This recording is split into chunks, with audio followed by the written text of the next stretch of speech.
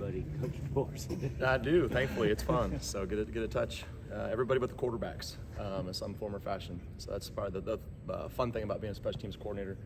Just all the relationships and you really get to meet the young guys kind of where they're at. You come into a place like this, they all think they're going to be, a Heisman winner from day one, and then everybody has their journey.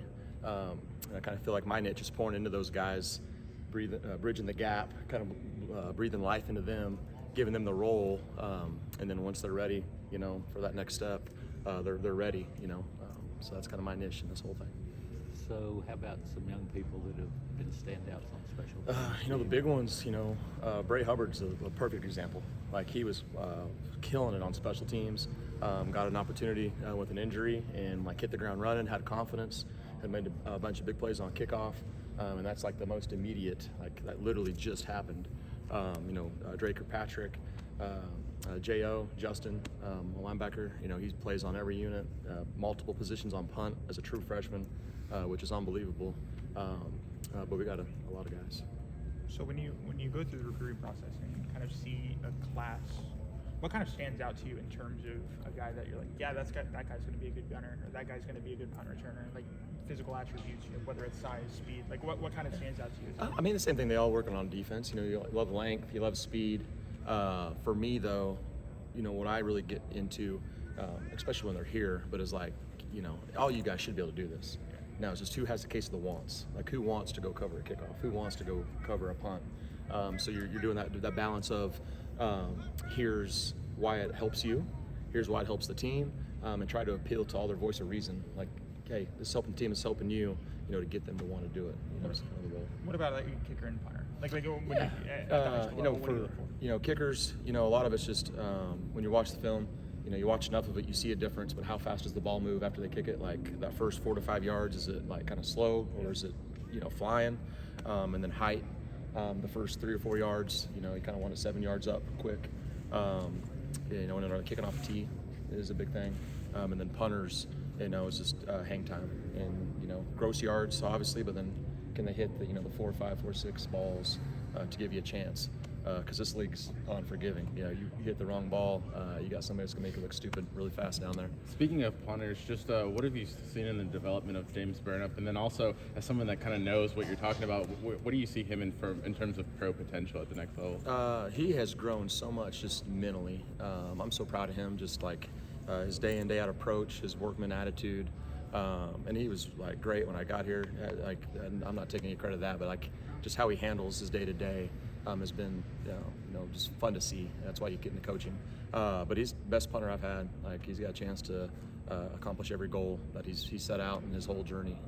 He's gonna play a long time on Sundays. I'm writing something looking back on his transition. Has there been any funny cultural moments with in terms of him coming over to Australia? Just for my little bit here, seeing him, and obviously he'd been here for 3 years, so he's transitioned a little bit, but he just says some funny stuff. The accent always cracks you up, obviously, especially when he gets angry. It comes out really thick and heavy. So all the specialists and even coaches will get a good laugh.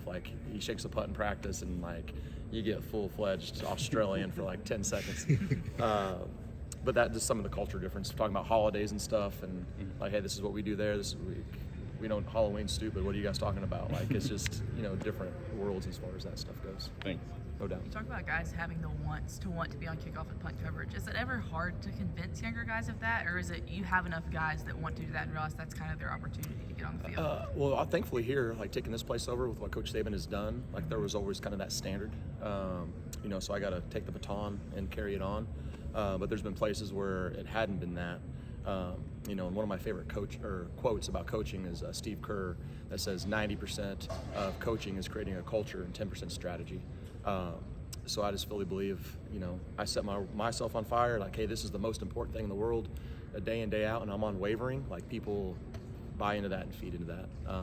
So is it picture perfect? Always no.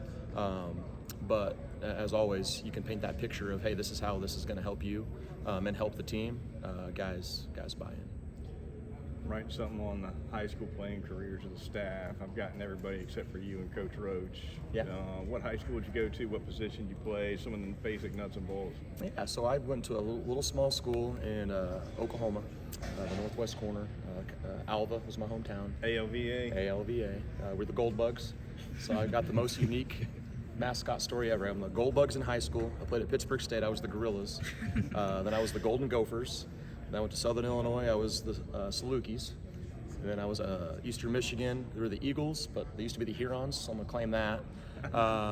And then I was a Sooner, obviously, for 2 years, and then an Elephant, Crimson Tide now, so got a journey there. But 2A school. I grew up working grain elevators. I mean, it's a country school. Played offensive line, defensive line. Just journeys and what God has entitled for you. My junior year, first game, dislocated my knee, got hit. I mean, I got a scar, 2 surgeries, ACL, LCL, PCL, both meniscus, 6 screws that hold this thing together. So battled back, was going to go to Oklahoma State to be a student. And then right before signing day, Pittsburgh State called and basically asked me to walk on. Went up there for a day trip, fell in love with it. Ended up being a 3-year starter, team captain. Just kind of, was right place, right time, which led to me meeting a guy named Jerry Kill, who got me hired in Minnesota when he was there, and it just all played out. How'd you hurt the knee? Game practice? It was a game, first game. We're playing Sealing High School, never forget. Playing left defensive end, 2-minute drill, we're winning. I may or may not have been a little fat and out of shape in my left foot, and I just get hit when it was planted. And it tweaked the nerve. So when it happened, it hurt, but it wasn't like bad. So I try to walk off the field, and then my leg buckles, you get the ooh, head coach catches me. And then he was at the doctor the next day, and surgery that Monday. So You were not a punter or a kicker. I was not. So O-line, D-line in high school, center in college. When I went to Minnesota, I had life figured out. I'm gonna be an O-line coach, and this is my wheelhouse. And then when I went to Minnesota, it was like a volunteer. And basically, Jerry Kill didn't want to be by himself. So I was there to get talked at and get popcorn and cool things like that. But it was the best thing for me. I learned so much, and he was big into special teams. And then his advice was hey, if you want a job, this is something that people don't want to do, and it's important, get good at it. And just kind of ran with it from there. Did you get a chance to say hi to Jerry Kill in Nashville? I did. Gave him a big old hug, and there's him and Tim Becks, the OC at Vanderbilt. He was my offensive coordinator at Pittsburgh State, and a couple other guys at Minnesota. Rob Reeves, Jay Sawvell's the head coach at Wyoming. But there's about 5 guys I text once a year, just hey, thank you so much for pouring into me.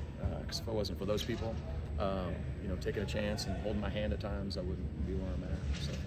Talked about being at Oklahoma before this. Just what's this week like for you playing Oklahoma? Kind of going back home a little bit. It's the emotions. I haven't slept at all. It's I don't want to say emotional, but I grew up in Oklahoma. My senior year, literally played Friday nights, got in the car with my best friend, 11 a.m. kickoffs, drove 3 hours, watched the games, came back. So working there for 2 years was literally a dream come true. And then going back, when I took the job, I talked with the specialists there and told them that there's so many, RJ Spears Jennings is a safety, Billy Bowman, Jacoby Johnson. There's a lot of positional guys that played special teams that I never got to say goodbye to. So excited to give some of those guys a hug if they want to. If not, I'll put my head down and cry. But there's some bittersweetness to it for sure. 2 more questions. Going back last month, South Carolina had a unique onside kick against y'all. Just what do you did you get to see that? What is your thoughts of that? And is that in the bag here? Or? It's James works it a little bit here and there, but it was the how football goes, right? We didn't know what they were gonna do, so they kick it. We call a timeout, but we're strategically as it's playing out. Hey, coach, see the formation. Let's see the kick, because there wasn't a tee out there, and we scoop it up easy, right? And it's okay, we're good. Get aligned a little bit differently. And then the hard part with that was, we work that spinny kick, but it's off a tee, usually when we do it. I've never seen somebody do it from a drop kick. And then the guy that did it is a lefty. So our guys are righty, so the spin's a little bit different, and so it ends up hitting off of us. And I mean, those things are hard, and then all that, playing out off the drop kick. So, every kickoff return period, we hammer our guys with onside kicks. and then do an onside kick period hands period every Wednesday and Thursday. But that's when we work now, with the drop kick too, because it's hard. It's James doing it, not. James does it. Yeah. Okay. We got other things in the back too. Last but, one right here, last week. What was it about Alabama and Coach DeBoer that you leave Oklahoma for this opportunity? Just people and prayer and like what I'm a big believer in. God tells you where He wants to be if you just shut up and listen, which is very, very hard to do most of the time. But He reached out, and we just never. I met him once at a camp in Northwestern. I don't even know if he remembers this, but we bumped into each other for like 3 minutes, and it's like, hey, yeah, I coached at, I'm at Southern, hey, I was there too. But I followed him, so many places. We just knew so many people. Where it kind of came up, it was just like, hey, this just makes a lot of sense for where I'm at in life, where I think God wants me in life. But it was hard. I mean, like I said, I grew up a fan. Coach Venables, I owe him the world. Like, he pulled me out of Eastern Michigan to go home and coach at a school like that. It wasn't easy, but ultimately, after 3 nights of prayer and not much sleep, it was just what I felt like I needed to do. So. That's it, Coach. Thank you. Appreciate it.